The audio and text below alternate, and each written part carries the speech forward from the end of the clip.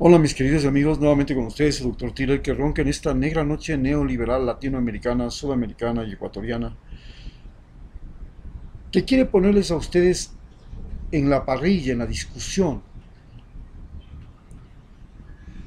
un enfoque que permita entender por qué Latinoamérica se ha levantado y está comenzando a rebelarse contra el Fondo Monetario Internacional, contra el sistema de la banca crediticia nacional, contra el sistema de endeudamientos, contra esta forma de presión económica que está asfixiando a Venezuela, a Argentina, a Ecuador, a la cabeza de este mundo de asfixia latinoamericana, y luego que se ha propagado por Centroamérica, originando olas migratorias hacia los Estados Unidos, originando olas migratorias en Sudamérica a través de Venezuela, desde Venezuela, y que ahora con la crisis boliviana seguramente serán los bolivianos los que salgan y próximamente los colombianos los que salgan y próximamente los argentinos los que salgan, porque el fenómeno está desencadenando un descontento generalizado y un fenómeno migratorio que puede tener consecuencias bastante violentas. Se puede decir que la Tercera Guerra Mundial se la está ya cocinando en América Latina, que es una guerra diferente. Ya no será con armas atómicas, será con armas de no de extinción masiva, sino de asesinato selectivo. Se matarán líderes, se matarán caudillos, se matarán generales, se matarán presidentes, se matarán gente, informantes, espías, se matarán agitadores, se matará personas con nombre y apellido. Ya no serán las bombas que llegan y exterminan ciudades, sino que esta nueva tercera guerra mundial que se está cocinando y se está fraguando en América Latina es fundamentalmente una guerra por los recursos naturales. Y la ha iniciado Estados Unidos, que quiere quedarse con el petróleo de Venezuela, que quiere quedarse con el litio de Bolivia, que está peleándose el cobre de Chile, que quiere quedarse con las bases militares de Ecuador y, por supuesto, Ecuador también produce petróleo.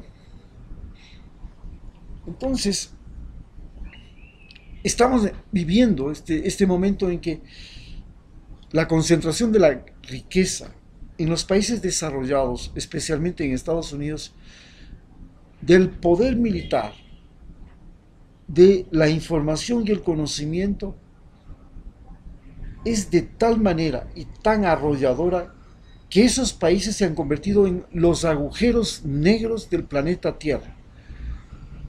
Este capitalismo desbocado que genera la explotación del mar, de los bosques, del ser humano, mediante el uso de máquinas que multiplican la capacidad de explotación no solamente de la naturaleza, sino del mismo ser humano, llegándolo a poner en límites intolerables. A pesar de que exista una mayor cantidad y mayor posibilidad de vida, esa vida se convierte en mayores cantidades de años de humillación, de angustia, de incertidumbre, de necesidades que nunca se satisfacen y que se transmiten a los hijos. ¿Cómo se originó esto en América Latina? ¿Cómo llegamos a ser nosotros el foco de la Tercera Guerra Mundial que ya la estamos viviendo, que ya la estamos saboreando, que es lo que van a sufrir nuestros hijos? Pues porque nos convertimos en cuna de una pobreza que comenzó con la conquista española, que nos trajo fundamentalmente una religión y un modo de explotación fundamentalmente diferente entre España y América Latina y Portugal. España creó un sistema de ocupación del espacio físico basado en terratenientes, en explotadores de minas, y estos terratenientes y explotadores de minas también tenían batanes, o sea, fábricas textiles, y se distribuyeron mediante virreinatos, que eran 4, el de México, el de Nueva Granada, el de Lima y el del Río de la Plata, 4, mediante capitanías generales, que básicamente eran puertos para controlar el comercio, que eran la capitanía de Nicaragua, la capitanía de Cuba, la capitanía de Panamá, la capitanía de Venezuela, la capitanía de Chile, la capitanía de Uruguay, del Río de la Plata. Y reales audiencias, que eran zonas de control fundamentalmente al interior, que tenían capitales situadas fundamentalmente no en puertos, sino en el interior, como la capitanía de Guatemala, estaba en Guatemala, en el interior, la Real Audiencia de Guatemala, la Real Audiencia de Quito, que tenía su capital en Quito, en el centro de los Andes, la Real Audiencia de Alto Perú, que tenía la capital en Sucre, donde está ahora Sucre, y la Real Audiencia de Paraguay. Este sistema de distribución también creó un sistema mediante el cual a cada una de estas distribuciones geográficas se les dio una universidad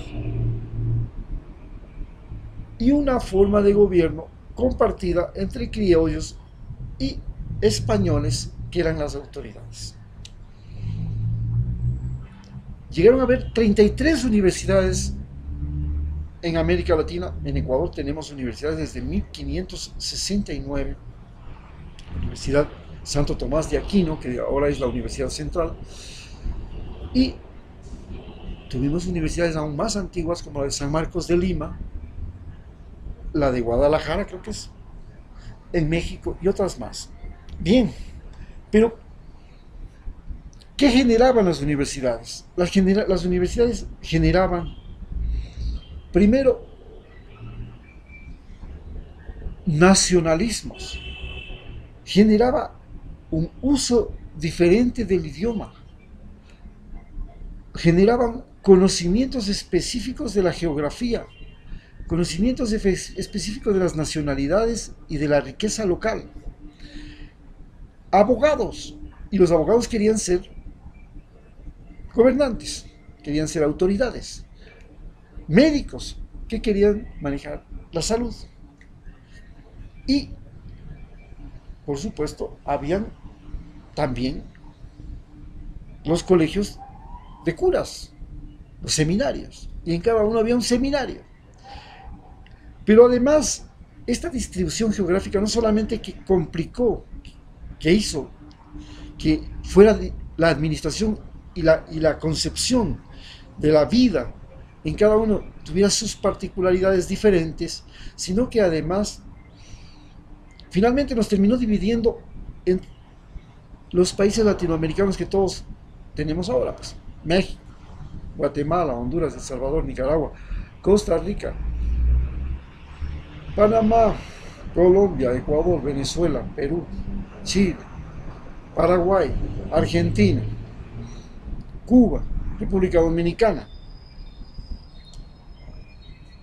Todos estos, y Puerto Rico, y todos estos se convirtieron en países, cada uno con su propia identidad, con su propia cultura, con su propia diversidad, y cada uno posesión de una congregación religiosa. Las congregaciones religiosas se disputaban también entre ellas. No, esto es de los jesuitas, esto es de los dominicos, esto no, es de los capuchinos, esto es de los carmelitas, esto es de los benedictinos, bueno, todos, los franciscanos, todos vivían una disputa también entre sacerdotes. Peor, cuando al más atroz de todos los reyes de España, Carlos III, que era cuando deja de ser la familia de los Habsburgo la que domina España, que era una familia hispano-alemana, y pasa a ser España parte de la familia de los Borbones.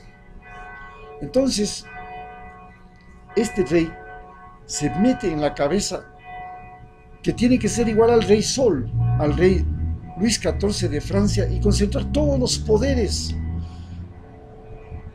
Y para eso manda sacando a los jesuitas, quiere toda la riqueza de los jesuitas para él, porque los jesuitas se convirtieron en la más grande y la primera transnacional del mundo, y tenían una riqueza inigualable. Solamente en Quito tenían un templo con todas las paredes de oro, el templo de los jesuitas, que lo tenemos aquí, la Compañía de Jesús. Imagínense cómo era en toda América. Quiso eso, lo sacó a los jesuitas, quitó las autoridades criollas que había en América Latina, volvió a reimplantar las autoridades españolas y con eso armó el zaperoco, armó la crisis, armó las pugnas y disputas, y terminamos divididos y siendo aprovechados por los ingleses y por los norteamericanos. Brasil no pasó eso.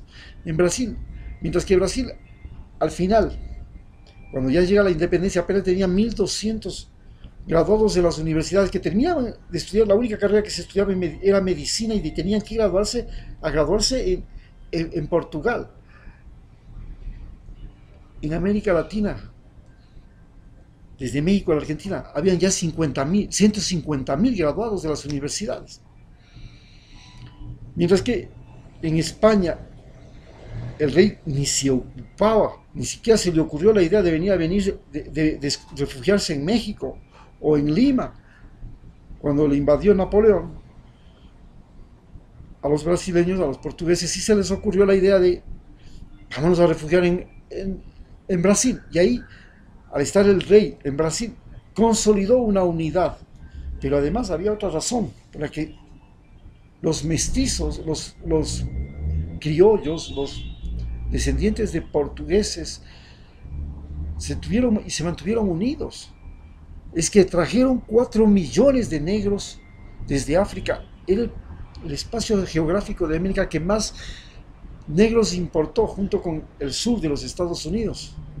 Y estos negros, cuando se independizan en Haití, en 1802, se convierten en un peligro para toda América Latina, porque que los negros se levanten, y peor en Brasil, significaba que el país iba a ser de ellos. Pues se unieron todos los portugueses, y de esa manera los portugueses lograron mantener un sistema fundamentalmente en base a terratenientes que vivían y se consolidaban como unidad, denominados los coroneles. Se les dio a los terratenientes el cargo de militar, además de eso, un puesto militar, el puesto de coronel, y tenían como militares el derecho a usar la fuerza y las armas, y a armar a sus hombres, a sus empleados, y hacer la guerra si era necesario.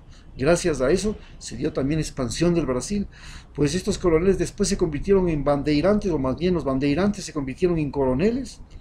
O sea, los bandeirantes eran gente que salía con banderas desde Sao Paulo a conquistar la Amazonía y a quitarles a los jesuitas lo que había sido de ellos, porque ellos ya se largaron, y luego eran reconocidos como coroneles, como parte del Estado Mayor de Brasil.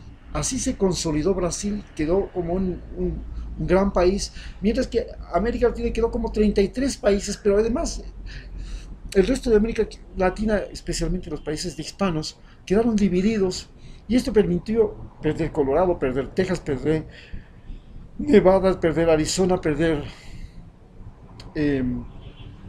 Nuevo México, California, entre otros allá en los Estados Unidos, y desde ahí para abajo. Y desde ese día primero nos convertimos en los grandes deudores, primero de Inglaterra, luego en grandes deudores de Estados Unidos, y ahora en grandes deudores de nuestras propias bancas nacionales.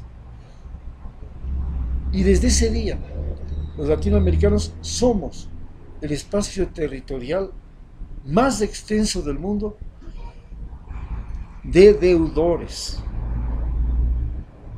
Y esta es la razón y el motivo por lo cual a toda costa lo que se persigue es evitar que los hispanoamericanos, especialmente los hispanos, desde Colorado, desde Estados Unidos hasta la Patagonia, se unifiquen, se reúnan, se unan, se conviertan en poder. Ya tienen el 30% de la votación en Estados Unidos, el 30% de la población de Estados Unidos. Y que se vuelvan a reunir en la CELAC y en UNASUR. Eso es lo peor. Por eso, el tonto presidente que tenemos, Lenín Moreno, inmediatamente procuró eliminar UNASUR, porque él es un servil de los Estados Unidos. Lo que primero quiso es dividir América del Sur para servir de esa manera a la explotación mediante el endeudamiento que tenemos con ese país. Muchas gracias.